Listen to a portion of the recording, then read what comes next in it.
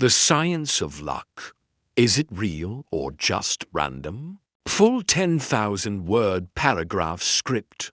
What if everything you believe about luck is wrong? What if luck isn't something mysterious or magical, but something that can be explained by science, psychology, and probability? For centuries, humans have been obsessed with luck. We've carried rabbits' feet, crossed our fingers, knocked on wood, and avoided black cats, all in the hope that fortune smiles upon us.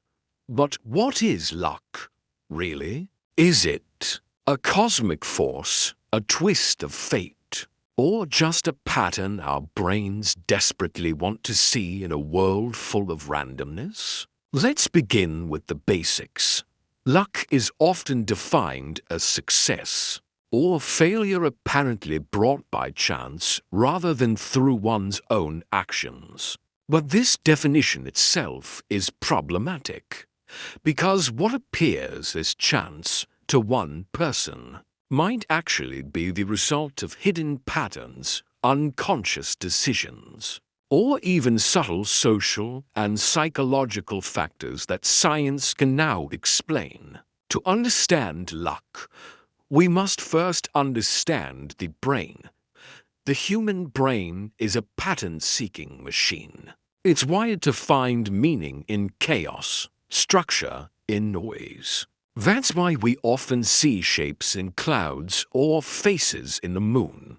This same tendency leads us to believe that if we wore a red shirt and won a lottery ticket, the red shirt might be lucky.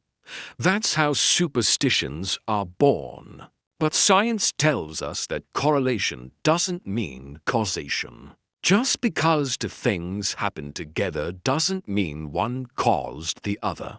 Still, belief in luck persists across cultures. In China, the number 8 is considered lucky. In Italy, 13 is unlucky. In India, astrology plays a huge role in defining someone's future. But can beliefs really shape our fate? Surprisingly, yes. This is where psychology comes into play. Dr. Richard Wiseman, a British psychologist, conducted one of the most fascinating studies on luck. He followed hundreds of self-proclaimed lucky and unlucky people for years. What he found was astonishing. People who considered themselves lucky weren't actually luckier in a mathematical sense. They were just more open, more observant, and more optimistic. For example, in one experiment, he placed money on the sidewalk and observed who noticed it. The lucky people spotted it almost every time, while the unlucky ones walked right past it. The difference? The lucky ones were paying attention to their surroundings and expecting good things to happen. Their mindset made them more receptive to opportunity. In other words, being lucky is often about being prepared, alert, and positive. Not about random chance.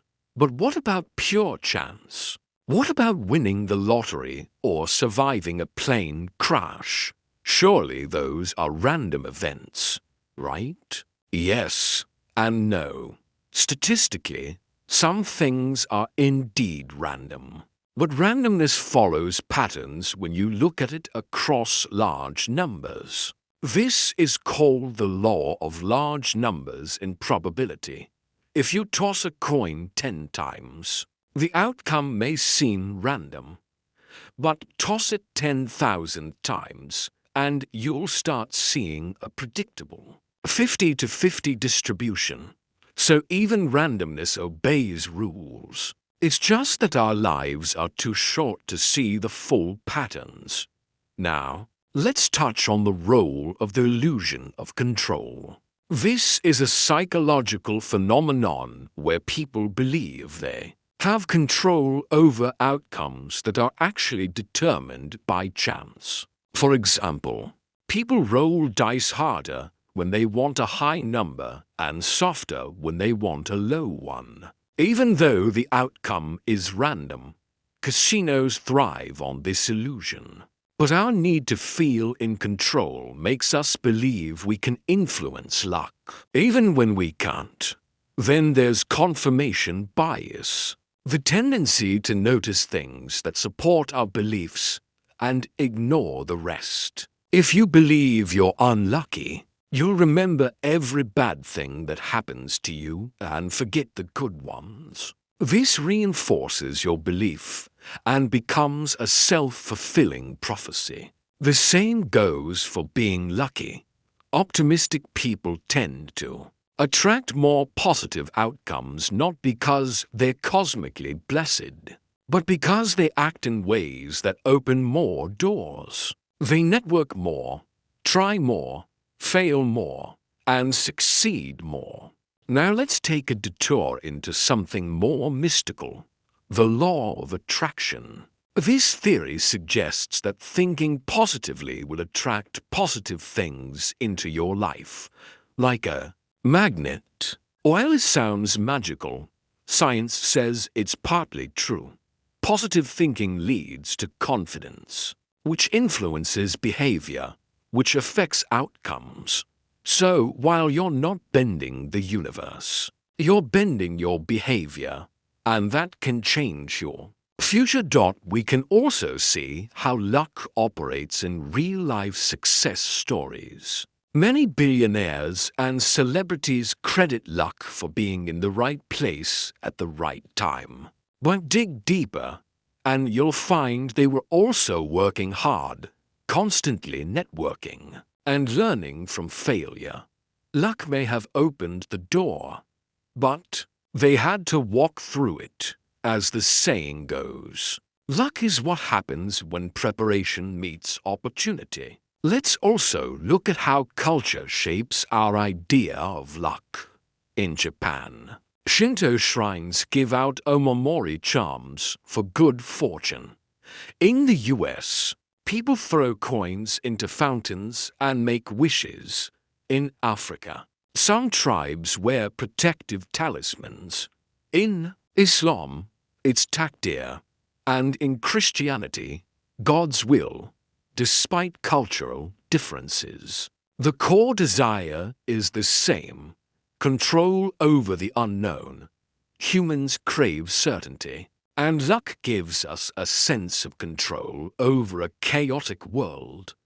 But what about the dark side of luck? Survivorship bias is the tendency to focus on people who succeed and ignore those who failed. We praise the startup founder who made millions, but forget the 99 others who went bankrupt. This creates a false illusion that success is mostly luck, when in reality, it's often the result of relentless effort and hidden sacrifice.